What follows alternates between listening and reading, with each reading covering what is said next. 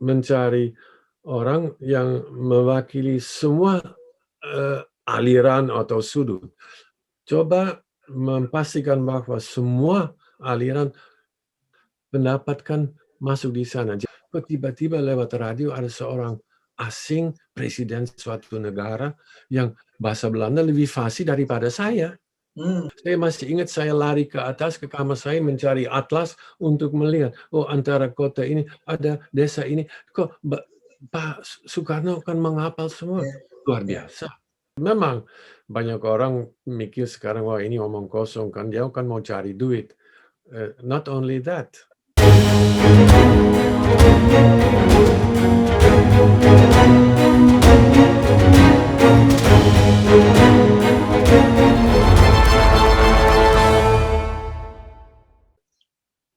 Halo penonton Cokro TV, bertemu kembali di acara kita Duan. Seperti biasa, Duan akan menghadirkan tokoh-tokoh yang kami anggap sebagai punya jasa besar dalam perkembangan Indonesia. Cuma kali ini memang yang akan kami undang bukan orang warga negara Indonesia, tapi seorang Belanda bernama Pak Luc Pasmans yang sudah 32 tahun, yang pernah 32 tahun tinggal di Indonesia dari tahun 1979 sampai tahun 2011. Tapi di luar itu, sesudah 2011 pun beliau masih suka datang-datang ke Indonesia.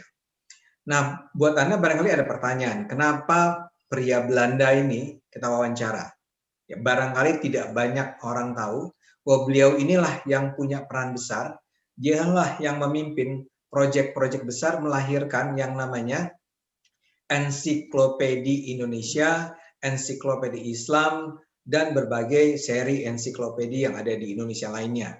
Ya, beliaulah yang punya peran besar, yang bertanggung jawab dalam melahirkan seri dari berbagai ensiklopedia yang punya makna sangat penting dalam ilmu pengetahuan di Indonesia. Seperti kita tahu, ensiklopedia adalah semacam referensi utama yang diperlukan orang ketika orang bicara tentang subjek tertentu. Di bawah pimpinannya, dia memimpin sebuah perusahaan bernama Ikhtiar Baru Van Hove, IBVH, lahir karya-karya besar seperti Ensiklopedia Islam, Ensiklopedia Hukum Islam, Ensiklopedia Tematis Dunia Islam, Ensiklopedia Islam untuk Pelajar, dan sejumlah lainnya di luar Ensiklopedia Indonesia sendiri, Ensiklopedia Flora, Fauna, dan sejarah kalau tidak salah. Nanti beliau bisa bicara lebih banyak. Ya, ini adalah sebuah rangkaian karya besar.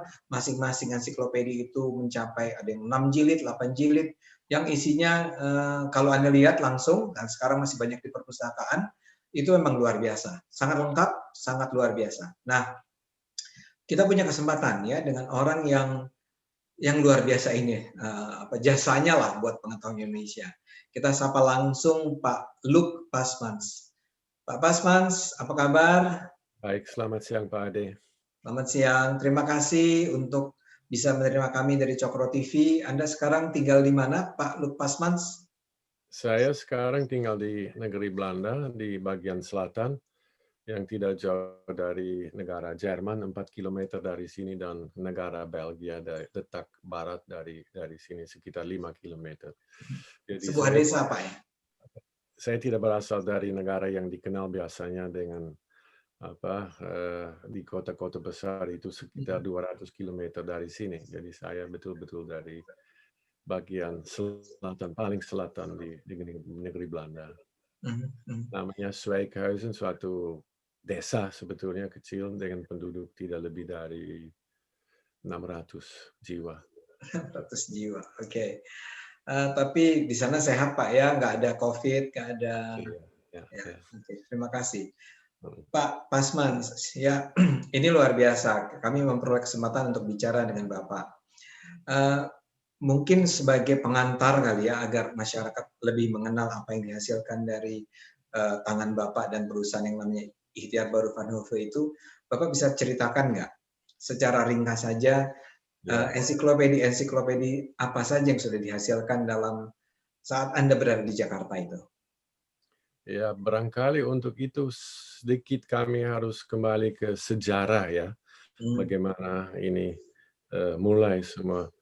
Pada tahun 79 saya bekerja untuk sebuah perusahaan namanya Van Hove. yang memang dicerminkan di dalam nama yang tadi disebutkan Pak Ade.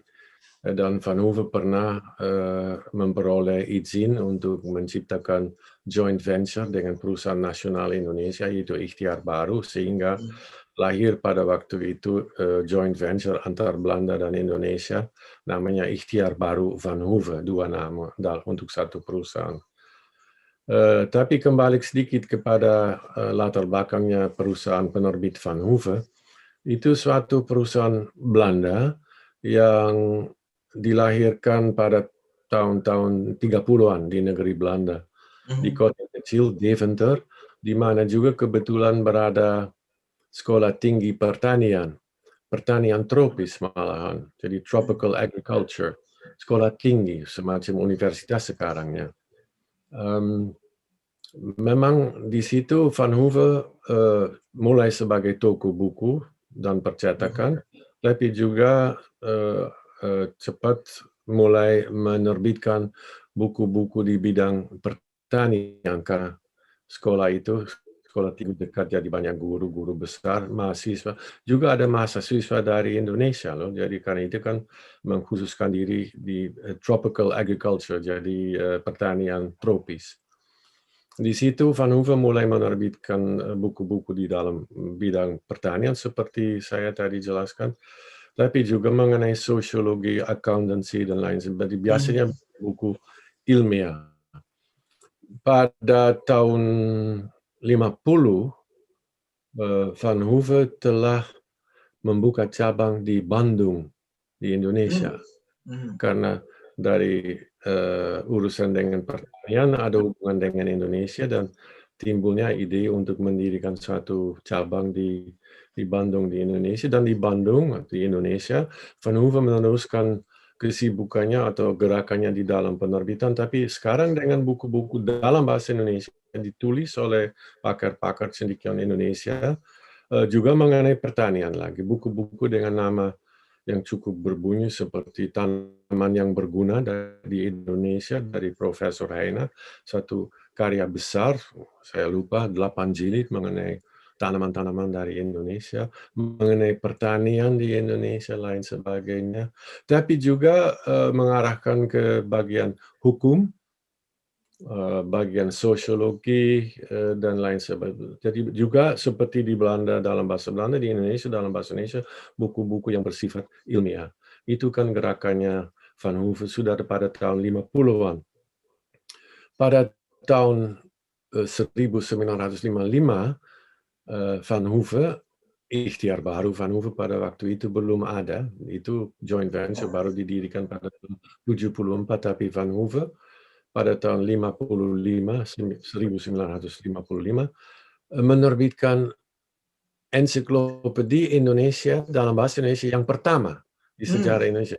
3 jilid. 3 jilid diterbitkan pada tahun 55 dan merupakan suatu sukses besar, karena itu kan ensiklopedi dalam bahasa Indonesia yang pertama yang ditulis oleh pakar-pakar dan penulis cendekiawan Indonesia. Ini kan peristiwa yang boleh dikatakan cukup berarti buat Indonesia.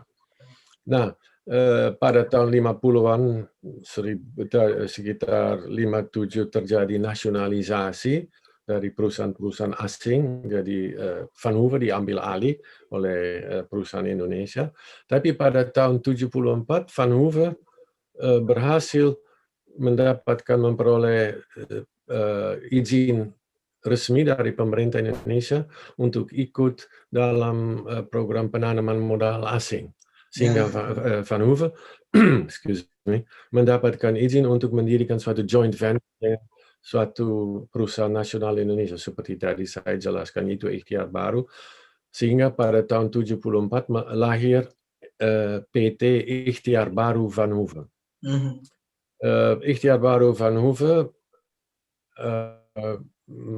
meneruskan kesibukan atau aktivitasnya dari Vanhoeven. Pada waktu itu tahun 77, Vanhoeven, perusahaan induk yang tadi saya bilang punya tempat di Belanda dan di Bandung, masuk ke grup Elsevier di Belanda. Elsevier itu suatu perusahaan penerbit raksasa, apalagi zaman sekarang itu nomor one di seluruh dunia, khusus di bidang penerbitan ilmiah.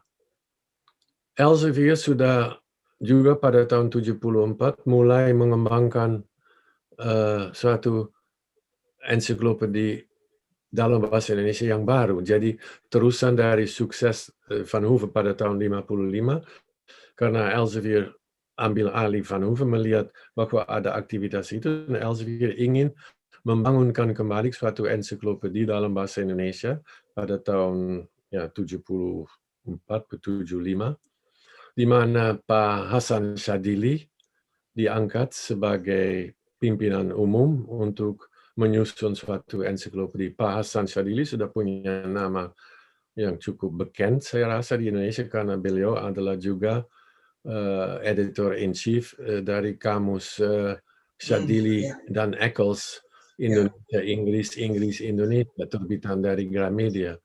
Dan karena kualifikasinya begitu, kami Elsevier mengangkat Pak Hasan untuk memimpin penyusunan baru untuk ensiklopedi sebagai terusan dari ensiklopedi tadi dari Van Hooven pada tahun 55. Ensiklopedi baru itu kan memang direncanakan lebih besar, lebih baru, diperbarui lain sebagainya. Itu bertahap. Jilid pertama dari ensiklopedi itu baru selesai pada tahun 1980. Satu tahun sebelumnya kami diangkat sebagai direktur utama untuk perusahaan Ikhtiar Baru Van Hooven untuk joint venture ini.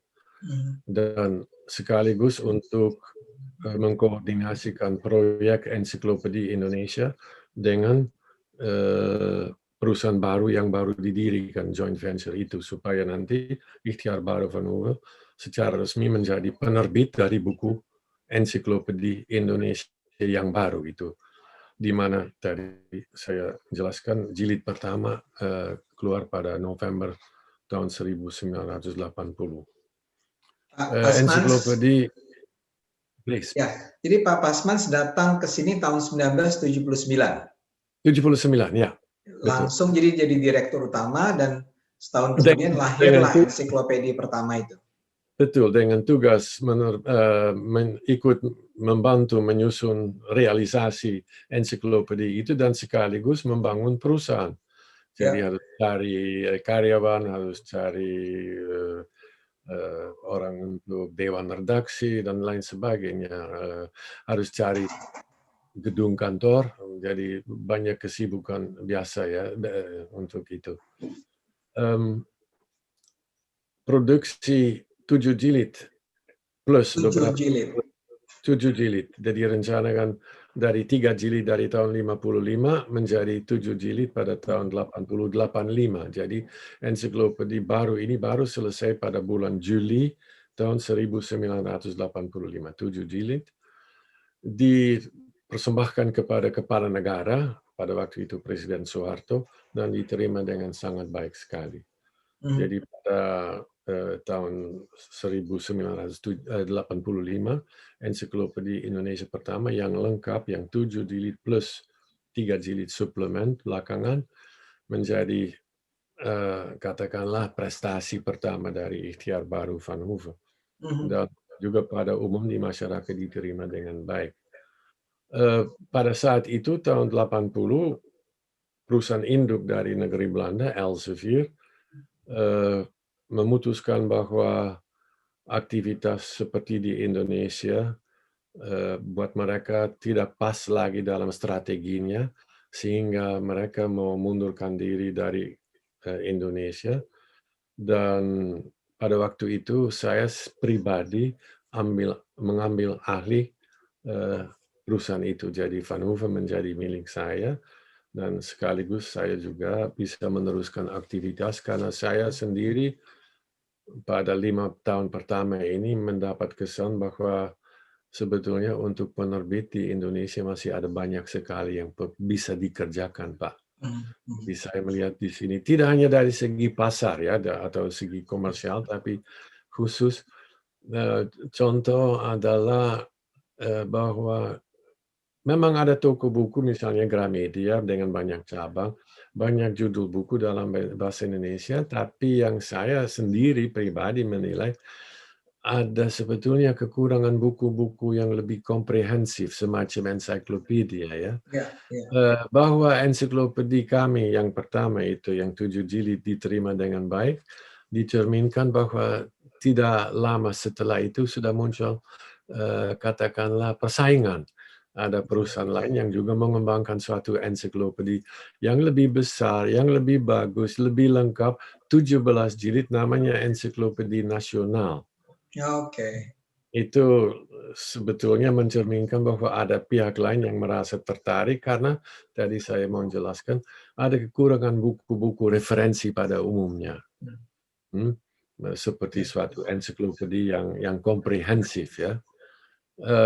Untuk itu sebetulnya di situ kami bingung bagaimana menghadapi persaingan baru itu. Kan ada ensiklopedi kita yang 7 jilid, ada ensiklopedi nasional yang 17 jilid malahan. Apakah ini harus di-counter dengan ensiklopedi yang lebih bagus, lebih besar lagi?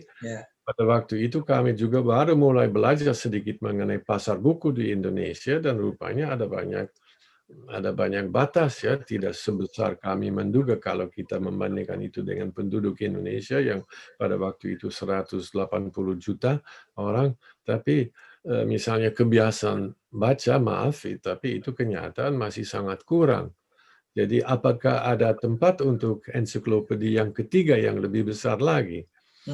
Karena itu kami memutuskan mengubah strategi, kalau boleh dikatakan begitu, dengan menerbitkan ensiklopedi seri khusus. Misalnya Bapak tadi sudah sebutkan ensiklopedi fauna mengenai dunia binatang, ensiklopedi geografi mengenai negara-negara di dunia, plus atlas dunia yang pertama.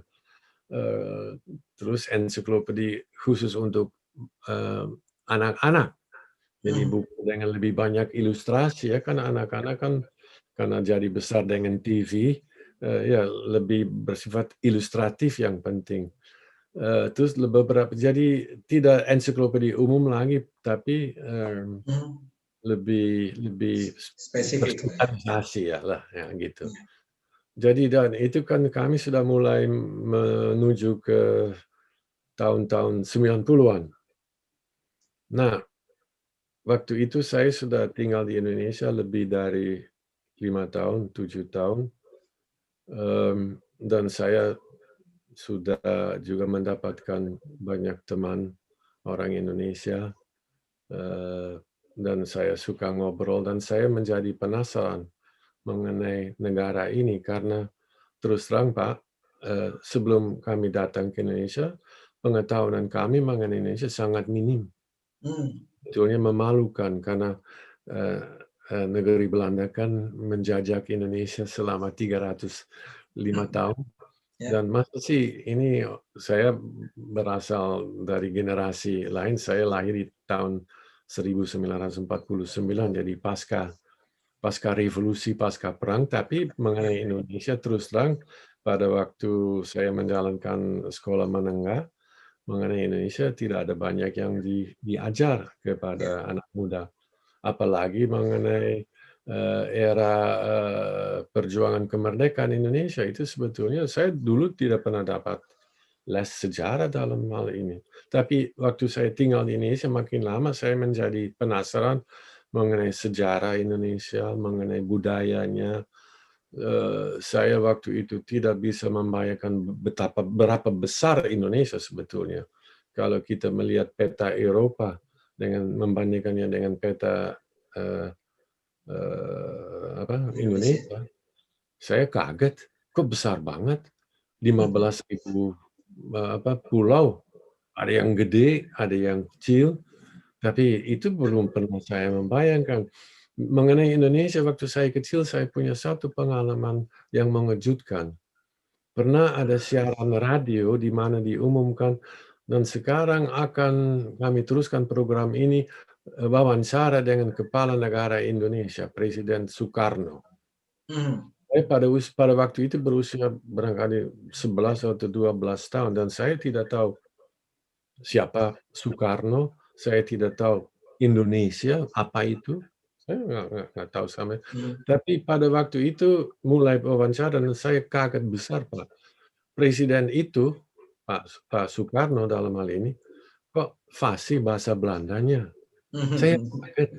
Dan saya kan orang dari, maaf ya, kampung di sini, dari pelosok kecil yang sebetulnya tidak adalah Belanda yang benar, tidak.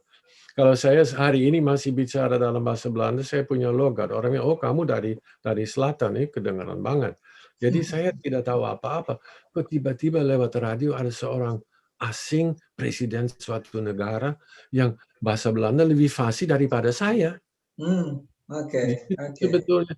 Dan ada suatu trik yang nggak tahu Pak Presiden Soeharto orang luar biasa. Tiba-tiba beliau mulai menyebutkan satu lain kereta api dan bisa menyebutkan semua stasiun di samping lain kereta api itu. Saya masih ingat saya lari ke atas ke kamar saya mencari atlas untuk melihat, oh antara kota ini ada desa ini. Kok Pak Soekarno kan menghafal semua. Luar biasa. Dan di situ barangkali sedikit saya mulai interest saya terhadap Indonesia dan tiba-tiba tanpa rencana saya tiba-tiba tinggal di negara Anda pada tahun 79. Jadi interest saya bagi negara ini, saya juga tidak tahu bahwa ada orang Jawa, kebudayaan Jawa, ada Sunda, ada Madura, ada Bali memang. Itu kurang lebih orang semua tahu. Tapi Batak, Aceh, itu semua saya kurang. Dan makanya karena saya tinggal di negara ini, di Indonesia, saya mulai mencari informasi, baca buku, dan lain sebagainya. Tapi juga ada sesuatu yang sama sekali saya tidak tahu. Dan pertama kali dalam kehidupan saya, pada waktu itu saya berusia 30 tahun, saya menghadapi suatu fenomena yang sama sekali baru buat saya, itu agama Islam dalam praktek. Di sekolah juga kami tidak pernah dapat les atau apa. Ya, kami tahu di Timur Tengah ada kaum Muslim besar di dunia, tapi lebih dari itu superficially nggak pernah. Tapi tiba-tiba 5 tahun di Indonesia, saya setiap hari mengalami sesuatu yang buat saya ya baru. Misalnya orang sembahyang, orang ke masjid, orang Jumatan, orang berpuasa, dan lain sebagainya. Jadi itu suatu hal. Dan di situ juga saya mulai membaca apa ini. Dan tapi yang saya baca, saya menyadari tiba-tiba, kok semua yang saya baca itu dalam bahasa Belanda, bahasa Inggris, atau bahasa Jerman. Tapi sesuatu yang katakanlah komprehensif, yang lengkap dalam bahasa Indonesia, dicari-cari setengah mati, nggak ada. Saya misalnya toko-toko, kalau kita lihat di toko buku, bagian agama memang penuh dengan buku. Tapi buku-buku, maaf, buku-buku kecil. Saya mencarikan sesuatu yang, karena saya dapat informasi pertama dari Encyclopedia of Islam dari Brill di Leiden, dari buku John Esposito dari Amerika Serikat, Encyclopedia of Islam, banyak tulisan tapi semua dalam bahasa Inggris atau bahasa Belanda. Terus saya cari mana yang Indonesia yang lengkap ya. Banyak buku, banyak sekali mengenai ini, tapi semua sebetulnya relatif kecil.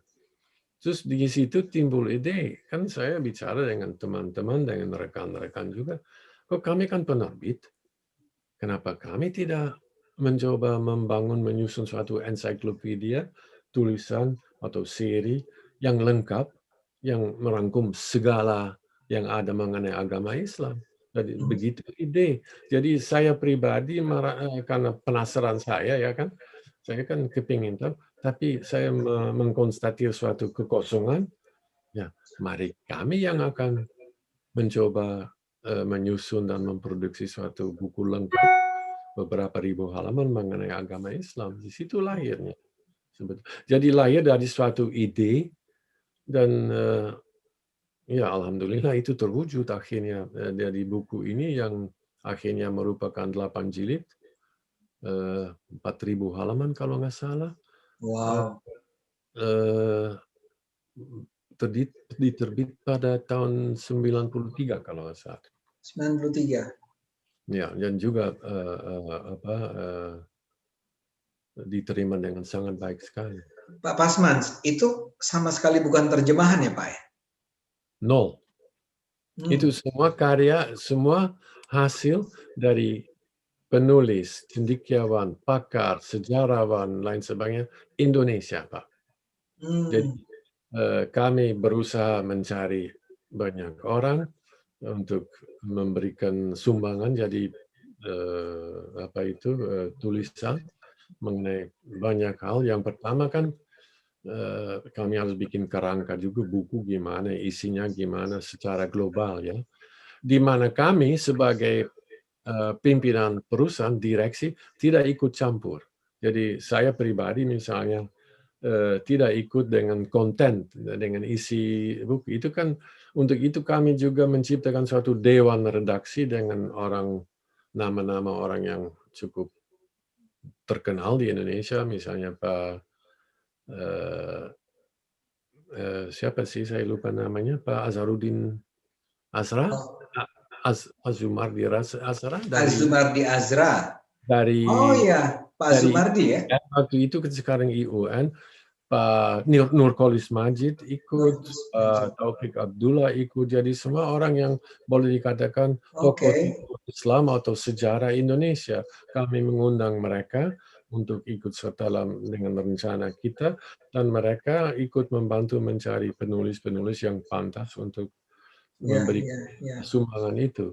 Tapi akhirnya berhasil menerbitkan satu seri ensiklopedi Islam, namanya 8 jilid sekitar 4.000 halaman lebih. Ya. Dan itu juga diterima dengan sangat baik sehingga kami meneruskan aktivitas kami di bidang keislaman, Islam, dengan terbitkan buku-buku seperti disebut tadi juga ensiklopedi hukum Islam, ensiklopedi Islam untuk pelajar namanya, tapi juga dipakai oleh lapisan besar lain di masyarakat Indonesia. Ensiklopedi tematis mengenai dunia Islam, bagaimana sejarah Islam, perkembangannya di sejarah lain sebagainya. Juga kami menerbitkan dan diteruskan dengan terbitan-terbitan lain di bidang itu juga. Prosesnya kurang lebih sama Pak Pasmans. Jadi melibatkan para intelektual, para cendekiawan, dalam hal hukum Islam, ahli-ahli hukum Islam gitu ya? Ya, karena kami punya beberapa, boleh dikatakan prinsip. Pertama, kami berusaha supaya ini 100% hasil kerja dari orang Indonesia. Jadi kami hanya menerbitkan satu kali satu buku bekerjasama dengan penerbit Inggris, jadi itu Children's Encyclopedia, ensiklopedia untuk anak-anak. Tapi lepas dari itu semua yang kami terbitkan adalah dari Indonesia sendiri, dibantu oleh kaum intelektual, boleh dikatakan penulis, cendekiawan, pakar-pakar di bidang masing-masing. Jadi memang kadang-kadang titik beratnya misalnya matematika, ya matematika itu kan universal, tidak ada warna Indonesia ya kan, tapi mengenai sejarah, mengenai budaya, mengenai seni, itu kan semua harus bunyi, harus bau atau wangi Indonesia. Jadi itu kami sangat menekankan itu. Jadi waktu itu saya juga tidak melihat perusahaan kami sebagai perusahaan Belanda atau setengah Belanda. Menurut saya hanya yang Belanda di perusahaan kami itu kan muka saya, tapi yang lain itu kan perusahaan Indonesia. Pak Pasmans, kan dalam dunia Islam itu lazim ya ada perbedaan interpretasi, barangkali perbedaan penafsiran, kontroversi. Nah, Pak Pasmans itu bagaimana menyikapinya agar itu terhindar gitu? Itu bisa Ya. Karena pada waktu saya mengutarakan ide saya mengenai menerbitkan suatu ensiklopedi Islam, ada beberapa komentar juga bahwa harus hati-hati karena ini bisa menimbulkan polemik atau lebih parah. Tapi tidak hanya mengenai, maaf ya, tidak hanya mengenai agama Pak, juga mengenai sepak bola bisa juga ada polemik besar ya, kita tahu. Tapi itu suatu masalah umum ya. Dalam hal ini saya bilang, kami kan ensiklopedi. Ensiklopedi sebetulnya hanya mempresentasikan fakta, kejadian, sejarah. Nah, itu juga interpretasi fakta, interpretasi sejarah terutama misalnya, itu kan bisa menimbulkan beda sudut ya. Nah, saya akan jelaskan, untuk itu tugas penerbit untuk mencari orang yang mewakili semua aliran atau sudut. Coba memastikan bahwa semua aliran supaya buku mencerminkan bahwa semua pendapat kan masuk di sana. Jadi kalau ada hal yang misalnya kontroversial, itu bukan tugas penerbit untuk menilai atau memberikan suatu ini baik atau tidak. Itu opini. Kami sebagai penerbit tidak memberikan opini. Ya. Memang ada buku-buku yang bisa diterbitkan kalau saya mau mengutarakan, kan freedom of speech, I can publish anything I want. Tapi khusus di dalam hal ensiklopedi yang kami harus menjaga sangat ketat adalah netralitas penerbit. Penerbit tidak punya suara. Kalau misalnya ada pendapat yang berbeda, harus dicantumkan si A mengenai ini utarakan bahwa ini. Malahan si B beropini bahwa harusnya begini. Itu harus dicantumkan. Nah, di situ kan saya selalu mendesak bahwa itu harus diperhatikan. Jagalah netralitas. Penerbit tidak punya opini. Yang saya bicara mengenai buku-buku referensi ya. Hanya mencantumkan fakta, dan memang kalau ada debat harus dicantum juga, ada yang bilang begitu, ada yang sependapat begitu, dan lain sebagainya. Itu suatu undang-undang, Pak. Itu kan tidak bisa didebat. Itu kan kami jaga ketat ya di semua terbitan kami. Ya. Pak Pasman, tapi saya membayangkan itu kerja yang luar biasa ya Pak ya. Misalnya buku berapa ribu halaman, tadi berapa edisi, melibatkan nggak tahu puluhan mungkin Pak ya, saya dalam bayangan saya penulis. Ya. Bagaimana Bapak melakukannya? Ya, pertama harus ada suatu kerangka buku yang jelas ya, maksud dan tujuan buku ini. Sebetulnya tidak terlalu sulit karena seperti tadi saya menyebutkan, waktu setelah 5 tahun bekerja untuk mengembangkan ensiklopedi umum itu yang 7 jilid, saya lama-lama mulai lihat, kok sebetulnya ada tempat untuk buku di bidang ini. Ada misalnya hukum. Dulu perusahaan Vancouver menerbitkan buku mengenai himpunan peraturan-peraturan undang-undang Indonesia. Seperti diketahui, hukum Indonesia kan masih itu kan sejarah berdasarkan hukum Belanda. Nah, Vancouver dulu sangat aktif untuk menerbitkan buku-buku dalam mengenai hukum di Indonesia. Tapi saya melihat kenapa kita tidak menerbitkan kembali karya di dalam bidang hukum. Misalnya himpunan yang tadi. Jadi kami mengumpulkan semua undang-undang, semua peraturan-peraturan Indonesia plus penjelasannya untuk diterbitkan. Itu menjadi kalau nggak salah seri hukum 4 jilid, 7.000 halaman, Pak. Kami hanya, kalau saya lihat sejarah setelah 30 tahun, barangkali kami hanya menerbitkan 20 judul, Pak.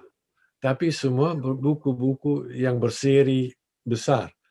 Jadi kalau di 20 kali rata-rata 5.000 halaman, ya itu kan cukup besar. Ya. Itu banyak buku kecil. Jadi kami, karena memang saya berasal dari perusahaan yang dulu mengkhususkan diri di bidang ensiklopedi. Jadi saya ahli di situ. Latar belakang saya sebetulnya saya sastrawan, saya dulu meneruskan pendidikan saya di Universitas di Amsterdam, ibu kota Belanda, di bidang sastra dan budaya dan bahasa Rusia. Saya dapat Rusia. Rusia ya. Tapi dan bahasa Inggris juga, saya menjadi dosen juga di universitas, tapi sudah cepat sekali saya masuk ke grup Elsevier sebagai editor. Jadi karena latar belakang saya adalah bahasa. Tapi saya lihat tadi teruskan bahwa kesempatan untuk buku-buku yang berarti bagi Indonesia itu kan di situ, di bidang apapun ilmiah. Karena memang masalah kebuta hurufan di Indonesia sudah tidak ada lagi ya, tidak ada orang yang atau tidak banyak orang yang buta huruf di Indonesia. Tapi reading habit ya kan, kebiasaan membaca itu kan bab kedua, Pak. Jadi kan buta huruf itu hal satu, tapi lantas the reading habit. Nah, itu di situ lihat bahwa di situ masih ada banyak yang perlu dikerjakan karena reading habit atau kebiasaan membaca, katakan kasarlah, masih kurang, tapi keperluan informasi luar biasa besar. Nah, di situ kan ada diskrepansi dan di situ kan ada tugas penerbit untuk lebih aktif di situ, tapi juga ada kewajiban misalnya pemerintah di situ di bidang pendidikan lain sebagainya. Jadi barangkali kita kembali ke situ karena saya lihat di sini sampai dengan hari ini jumlah surat kabar memang meledak ya kan. Dulu kan ada 5 harian terkemuka, sekarang saya tidak tahu berapa lagi kan. Setiap kota kecil sekarang punya surat kabar sendiri. Lihat TV. Saya masih dari zaman waktu saya pertama kali di Indonesia hanya ada TVRI. Dan lantas datangnya SCTV dan sekarang saya tidak tahu berapa channel di Indonesia, apalagi dengan medium baru ya. Jadi keperluan informasi apapun ya kan itu kan sangat meningkat sekarang dan itu harus diisi, keperluan itu harus dijawab. Jadi di situ saya lihat peran yang sangat besar bagi Indonesia di bidang surat kabar, atau majalah-majalah juga ya berkembang kayak apa ya, luar biasa. Tapi buku, kalau kita lihat jumlah penerbit buku di Indonesia, menurut sejauh saya tahu sekarang masih kurang, Pak. Karena juga buku dalam tekanan terpengaruh perkembangan internet, Pak. Ya, jadi kami sekarang belum jelas bagaimana itu akan kembang nanti, tapi kita sekarang berada dalam satu arus yang masih kurang jelas perkembangannya gimana. Contohnya di Eropa Barat 10 tahun yang lalu dengan meledaknya internet, toko-toko buku ratusan ribuan tutup, Pak. Karena kalah dengan internet, karena internet terbuka untuk siapa saja. Tapi tahun 2 tahun terakhir ini malah toko buku muncul kembali, Pak. Karena ada suatu tren di Amerika Serikat juga. Belum lama minggu yang lalu saya baca artikel di Washington Post atau New York Times mengenai bangkit lagi toko-toko buku. Ya, itu kan dulu fenomena di seluruh dunia, termasuk Indonesia. Toko buku terkenal menutupi cabang-cabang. Karena internet. Dan nanti ada beberapa kata mengenai misalnya kami juga sebagai penerbit sangat merasakan pengaruhnya dari Wikipedia misalnya. Saya sendiri pemakai besar Wikipedia loh, jangan salah pikir. Itu penting karena itu terbuka. Tapi di situ juga ada kelemahannya. Itu kan open source. Dan open source kan siapapun bisa ikut campur, dan yang saya sendiri itu kritik saya terhadap misalnya fenomena seperti Wikipedia adalah siapa yang bertanggung jawab. Nah, kami selalu berusaha untuk bahwa buku kami selalu ada dewan redaksi. Dan dewan redaksi bertanggung jawab atas isi buku. Perusahaan memang bertanggung jawab atas segalanya. Tapi khusus mengenai isu di mana direksi atau pimpinan perusahaan tidak ikut campur, untuk itu ada dewan redaksi supaya nanti ini siapa yang menulis, berdasarkan apa. Nah, tidak ada dewan redaksi, makanya itu juga saya selalu mencarikan orang yang punya nama baik, yang punya nama yang mencerminkan kebenangannya, bahwa mereka kompeten. Nah, itu yang saya merasa kurang di Wikipedia. Saya, Anda, siapapun bisa ikut campur dengan isi tulisan di internet. Bagus, tapi juga ada bahayanya. Karena penerbit sebetulnya kadang-kadang meremehkan tingkat kewajibannya. Karena I am responsible because I publish. Dan yang saya publish bisa merupakan alasan atau bahan untuk kontroversi, untuk keributan. Yang bertanggung jawab adalah penerbit. Itu selama saya bekerja di Indonesia, saya sangat-sangat menyadari itu. Dan saya tidak begitu ingin ngomong besar mengenai kami sendiri, tapi sampai dengan hari ini sudah 30 tahun mengenai yang seperti ensiklopedia Islam, ensiklopedia dunia Islam, dan lain, belum pernah ada sengketa mengenai isi. Memang Protes gitu ya. tidak ada. Memang kesalahan-kesalahan bisa ada, ya kan? Tapi itu bisa diralatkan karena ini masih pekerjaan manusia, Pak. Pakar entah apa bisa salah, bisa keliru. Tapi itu kan untuk dikoreksi. Tapi kesalahan-kesalahan dasar tidak ada karena kami menjaga dan ada dewan redaksi yang bertanggung jawab. Dan di situ itu barangkali sedikit kritik. Sekarang dengan kembangnya internet itu tiba-tiba merupakan suatu, ya maaf ya, sirkus di mana siapapun bisa berdansa. Tapi itu kan suatu profesi yang serius, Pak. Yang kami menganggap serius. Karena juga kami selalu mempunyai dasar pikir, apakah yang kami pikirkan memang it has to be good for business because you have to make money to survive, to invest. Tapi is it useful for the society? Apakah ini berguna untuk masyarakat?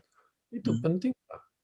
Tidak hanya demi hiburan atau apa, enggak. Buku-buku saya pribadi ya cukup bangga kalau boleh bahwa buku-buku kami zaman as we speak now berada di seluruh perpustakaan di seluruh Indonesia.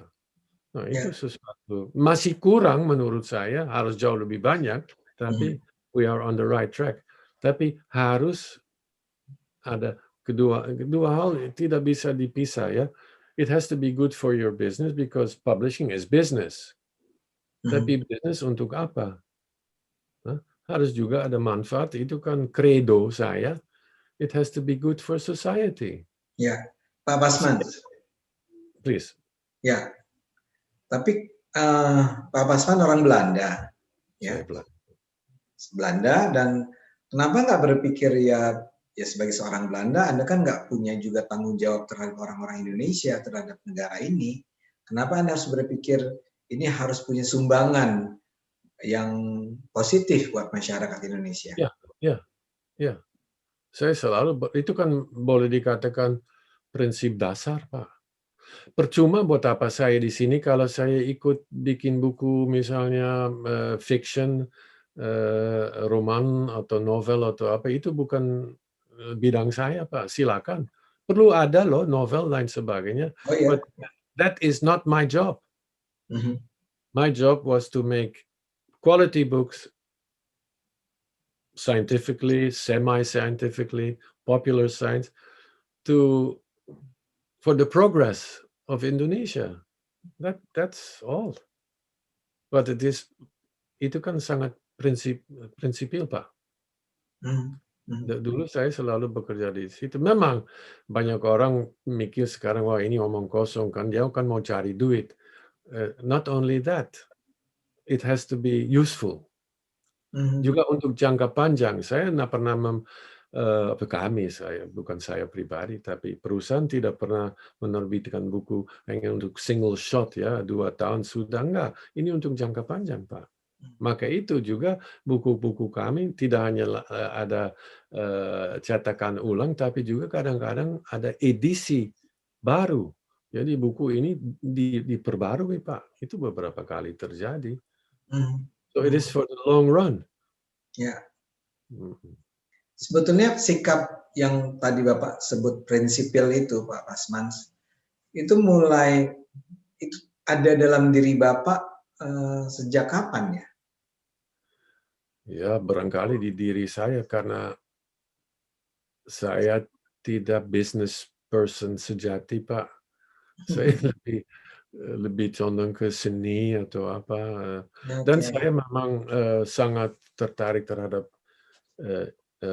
ilmu, pengetahuan. Dari kecil saya menjadi besar dengan buku, didorong lingkungan di keluarga untuk membaca. Di rumah dulu ayah almarhum mempunyai rak-rak buku banyak. Dan di situ barangkali itu sudah ditanam di situ. Ibu saya juga selalu mendorong setiap pagi waktu saya ke sekolah, buka kuping, buka mata, yang kamu simpan di sini tidak orang lain bisa ngambil dari kamu. Nah, itu kan di situ barangkali saya mulai menghargai pengetahuan, ilmu. Ya. Dan saya barangkali pas bahwa saya bekerja di bidang ini. Itu kan karma barangkali, saya tidak tahu. Oke. Pak Pasman, menurut Bapak, ya, ini kan begini, ini agak unik, agak menarik lah. Bapak melahirkan begitu banyak karya, bukan Bapak lah, IBVH ya. Bapak dan kawan-kawan itu melahirkan rangkaian buku. My staff. Tanpa orang yang bekerja di dalam perusahaan kami, tanpa mereka, my colleagues, not my staff, saya tidak mampu apa-apa, Pak. Biar itu kan penting. Bapak memandang mereka yang bekerja pada Bapak itu, artinya karyawan, pegawai itu sebagai kolega. Of course, I always talk about my colleagues. Yes, of course, co-workers. Bukan apa dari atas ke bawah. Of course, I am responsible. I am suka atau tidak suka, I am the boss. Ya, tapi when we work together. Kita kan kerjasama. So we are colleagues, ya kan? Saling mengisi. Saya melihat tugas saya sebagai, katakanlah, bisa dibandingkan dengan sebuah orkes. Saya tidak main biola, tapi saya hanya dirigen, Pak, itu aja. Sama penting. Jadi ya colleagues, of course, kolega, ya. Dan sekali lagi saya ulang, tanpa bantuan, tanpa kerjasama dengan mereka, saya juga tidak mampu apa-apa, Pak.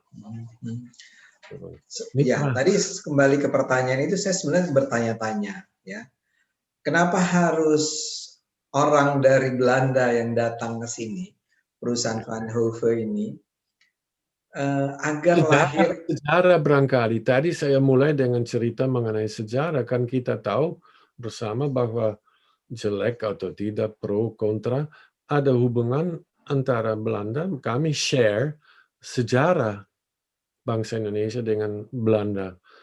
Memang dalam konstruksi kolonial ya, jadi sangat disesalkan itu. Tapi memang itu arus sejarah yang kami tidak bisa merubah. Kita harus kita harus lihat ke depan bersama.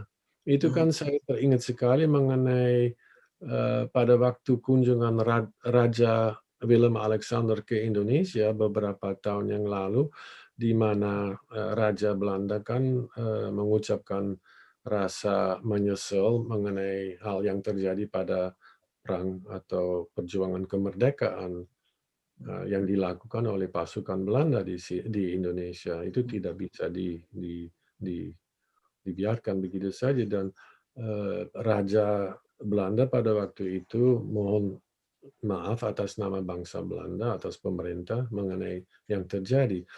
Jawabannya Pak Widodo, Presiden Indonesia sekarang, sangat pas. Sebetulnya dia kan memang terima ucapan itu dari Raja, tapi langsung mengarah ke bersama-sama kita melihat ke depan, Pak. Itu jauh lebih penting. Dan itu buat saya sangat setuju dengan itu.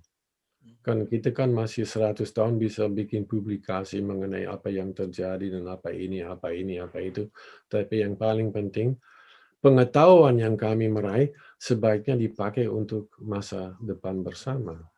Barangkali ini bunyi sedikit terlalu idealistis, tapi tanpa idealisme saya rasa saya juga tidak bisa berfungsi.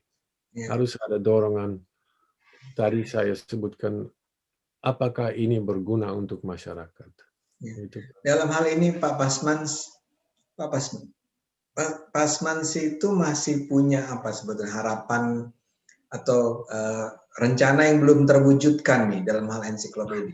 Pak Pasman sudah membuat ensiklopedi sejarah bahkan ya, IBV Iya, kami dalam hal, ya memang ada suatu terbitan terakhir kami, yaitu nama judulnya Indonesia dalam Arus Sejarah.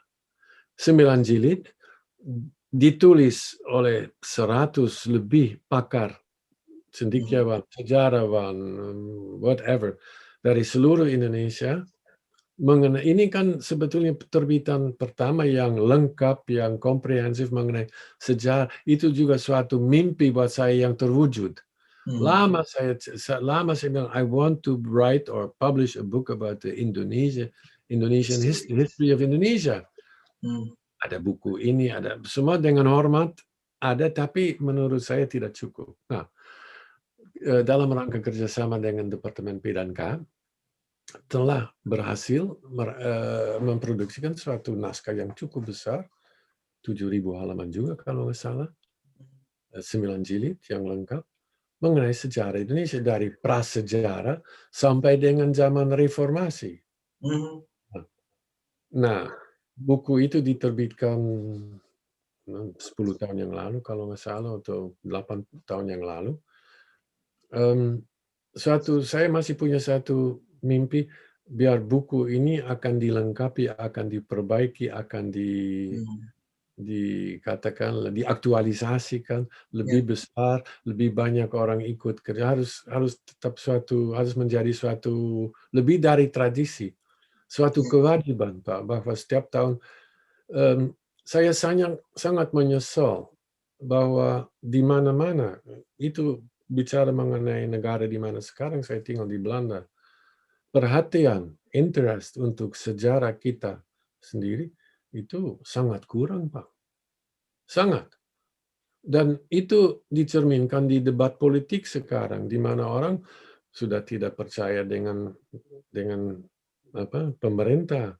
Ada salah paham, ada ini, tapi semua karena bidang sejarah di sekolah-sekolah menengah terutama tidak diperhatikan lagi. Itu sekarang tidak muncul lagi di kurikulum di sekolah sebagai subjek wajib, nggak ada. Dulu kan kita harus ada eksamen ya, ujian pada menyelesaikan sekolah menengah. Sejarah itu kan sangat penting dengan geografi. Sekarang enggak. Tidak lagi. Jadi dengan sangat menyesal juga, maaf ya, saya bukan orang Indonesia, tapi kadang-kadang saya pikir, kok apakah di sini lupa apa yang berarti zaman perjuangan, apa yang terjadi di situ. Pak Taufik Abdullah pernah menyatakan, Indonesia tidak dapat kemerdekaannya secara gratis loh. Bisa melihat kuburan-kuburan di Indonesia yang dari zaman 42, 45, 49. Siapa yang memberikan jiwanya untuk Indonesia? Nah, itu kadang-kadang saya dengan menyesal saya lihat itu dilupakan, Pak. Dan itu kita harus menghidupkan kembali. Saya hanya punya satu alat, satu weapon, satu senjata, yaitu menerbitkan buku-buku mengenai itu. Biar itu tidak dilupakan. Ya, kita coba lihat ke depan, Pak, ya, nanti kemungkinan ini. Satu lagi, Pak Pasman juga ingin sebetulnya menulis ensiklopedia tentang Tionghoa Indonesia, Pak. Ya, sekali lagi bukan saya yang menulis. Saya punya ide dan saya cari orang andal, orang yang punya kompetensi untuk menuliskan sesuatu mengenai itu. Bagaimanapun kelompok Tionghoa di Indonesia kan pengaruhnya, budayanya di dalam sejarah sangat berarti. Andilnya atau sumbangan dari kelompok etnisnya dibandingkan kelompok Jawa misalnya atau Batak, semua punya masing-masing mempunyai sumbangan tersendiri. Tapi ya kita kan tahu sendiri setiap hari di mana-mana tidak bisa mendengar, oh ini berasal dari mana? Dari Chinese ya kan, bukan dari the people tapi dari budayanya. Begitu kental dan mempengaruhi Indonesia di banyak aspek sehari-hari. Bahasa, dapur ya, masakan Chinese itu kan hal kecil, tapi ada banyak seperti itu. Nah itu juga perlu direkam, perlu supaya ini tidak akan hilang. Saya merasakan itu kan penting. Jadi di situ lahirnya ide bagaimana kita bisa mengumpulkan beberapa sekian orang untuk membawa mengembangkan itu lebih lanjut. Sama dengan banyak fenomena lain yang saya masih pernah ide lahir untuk membuat suatu ya istilah ensiklopedia, buku siri mengenai budaya Jawa misalnya atau budaya Minang atau kan ratusan yang menarik karena orang kadang-kadang kurang menyadari.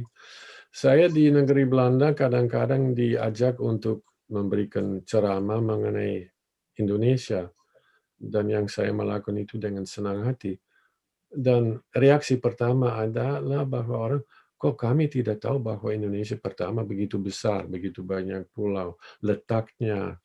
Dan saya ya kadang-kadang saya heran, kok kami secara kolonisator menduduk di sini kan selama 300 tahun, masa nggak tahu apa-apa mengenai Indonesia, gimana itu? Saya itu kan buat saya suatu boleh dikatakan jihad pribadi untuk menyebarkan pengetahuan mengenai Indonesia walaupun kecil-kecil tapi ada gunanya dah. Dengan senang hati. Ya. Sorry tadi saya agak miss. Jadi yang buku yang seri Tionghoa itu sudah sempat digarap, Pak? Yang mana? Yang Tionghoa. Lagi istilahnya, kalau saya mau bicara baik-baik, lagi dalam proses, Pak. Tapi sebetulnya ada banyak hambatan. Oke. Oh, jadi Pak Pasman masih terlibat dalam proyek dari jauh ya. Oh, dari jauh. Saya ikut prihatin karena bagaimanapun it is my baby, you know. Oke. Walaupun dia akan berkembang sendiri, tapi saya merasa serius, saya masih merasa bertanggung jawab atas itu. Dan sayang sekali kalau itu misalnya hilang. Kecuali kalau ada keberatan dasar mengenai misalnya tidak laku, atau tidak pas atau apa, oke. Tapi itu belum saya pernah dengar. Saya selalu mendengar, oh ini very good idea. Contohnya, kami pernah memproduksikan suatu buku kecil. Saya dalam pembicaraan dengan teman-teman, saya tanya, karena saya tidak tahu. Saya lihat waktu saya sering ke bandara, saya lihat orang-orang banyak kelompok yang naik haji setiap tahun. Terus saya tanya, setiap tahun berapa orang ke Mekah untuk haji dan umroh ke sana, ke Arab Saudi. Rupanya sekitar 400.000 per tahun.